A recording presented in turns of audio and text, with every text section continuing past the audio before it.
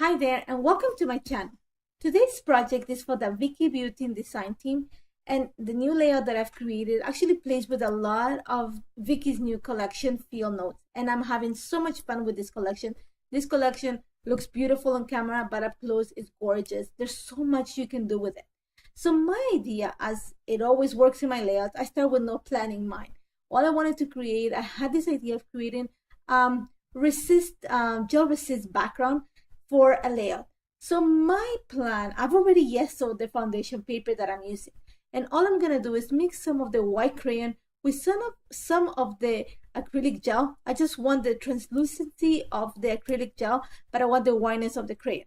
Even though I've yesoed the page, I want the flowers, the impression that I'm gonna create with the stencil to be very white, because I'm gonna add watercolor and I want it to be kind of deep. So for this, I'm mixing some of the crayon with the matte gel to create this white translucent application on the foundation paper. Now, I am not using my palette knife to apply the acrylic mixture onto the paper. I don't want a thick impression of the flowers. I want something thin. I want a lot of texture to it. So I'm actually using an acrylic brush, which it has like acrylic paintbrush, sorry. It has like kind of a sturdier bristles. So it's gonna give me this kind of brush stroke impression of the flower onto the foundation paper. And I'm applying the flowers. I'm just using the medium and the small flowers, and I'm just only adding them to the center column of the layout. I had this idea that I wanted things to spread out of the center.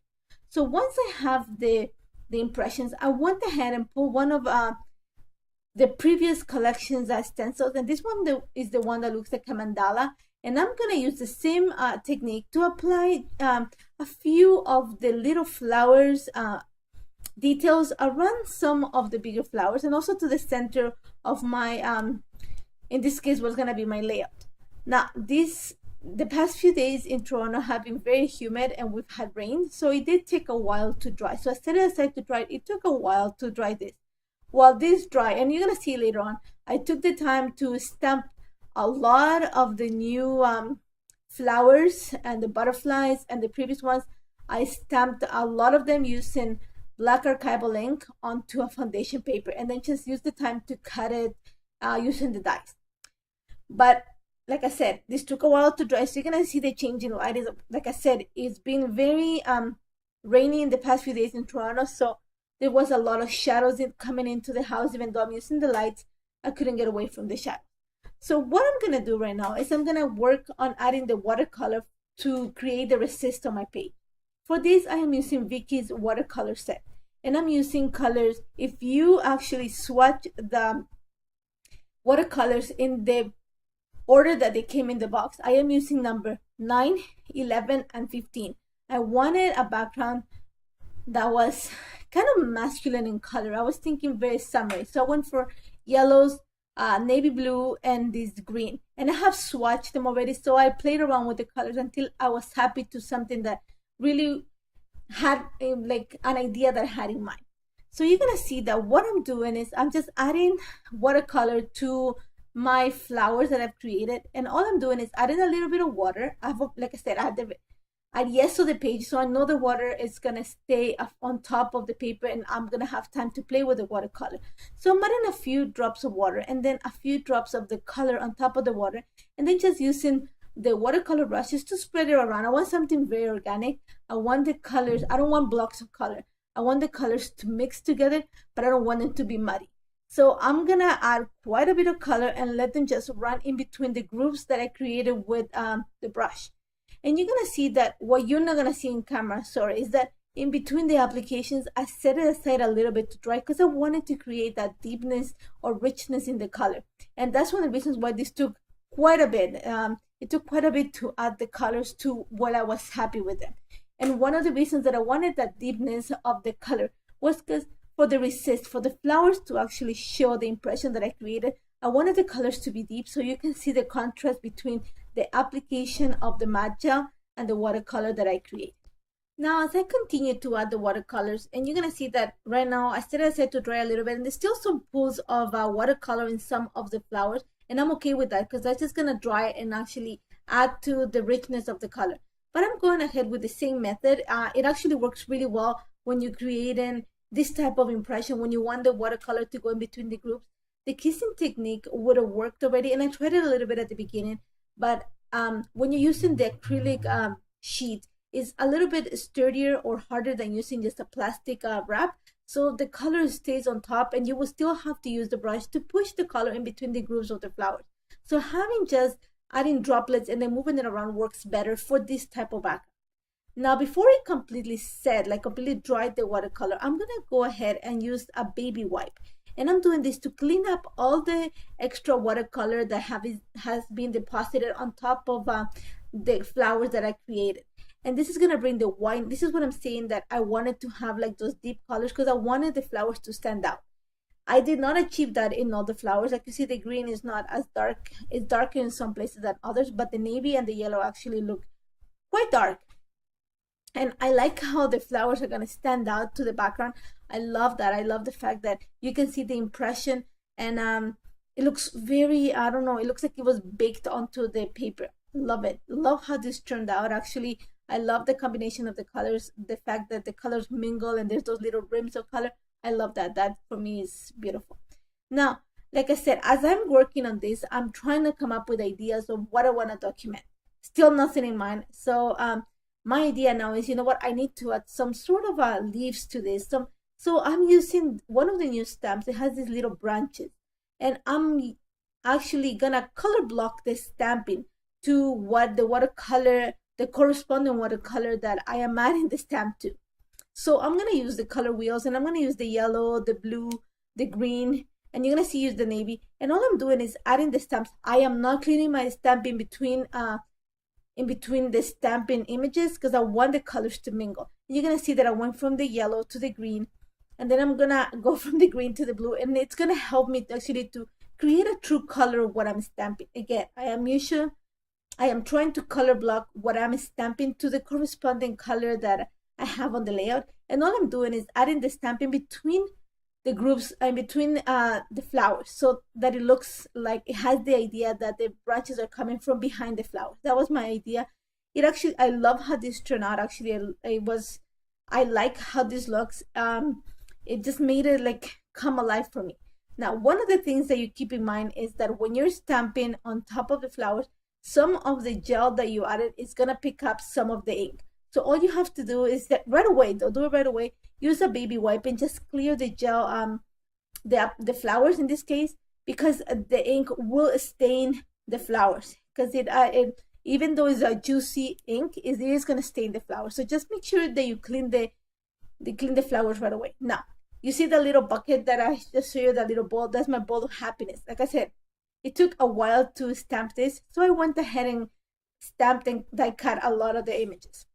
Now, while I was doing that, I also picked this picture, and this picture has nothing to do with the colors in the background. It actually is my little goddaughter. She was here for a visit a couple weeks ago. Love her dearly. She's light of my world. So she's actually wearing wearing red and purples and this blue. And I thought that the contrast between the background and the picture is gonna make it pop really well. And I had all these flowers that I had stamped. So why not bring the whiteness of the flowers to combine with the ones I have created on the background? So you're gonna see that I'm actually gonna use quite a bit of the stamping images that I created, and I created quite a bit. Trust me, like I said, I stamped around 2 or 3 sheets of foundation paper full of all the images, and I fussy cut and I did all that stuff. So all I'm doing is I'm gonna create this huge, truly is big clusters of flowers on the 2 corners of the layout. And what I'm gonna do is I'm just gonna add color to the leaves because I want to make sure that there's a difference between the flower and the leaves. And I'm adding some foam adhesive underneath the flowers because I want to create different levels or different heights. I want to add dimension through foam adhesive. And again, I'm using the same watercolors that I use in the background just to add color to the leaves. I just want to add color to the leaves to have, like I said, so that you can see the difference between the flowers and the leaves. And that's about it. I took some time to work with the flowers outside of the camera, so I had an idea more or less where I wanted to put all the cluster. And you're gonna see that I love how this turned out. It actually matches the background, having just all that whiteness. I love how the white flowers stand out. I love that the picture is standing out. Everything is working separate, but actually works really well together. Love how this turned out. Honestly, fell in love with it as soon as I started putting the flowers. Fell in love with it. Now you're gonna see that after this, the layout is quite busy. So not busy, but there's a lot going on. So it's gonna take very little of extra embellishments to put this all together.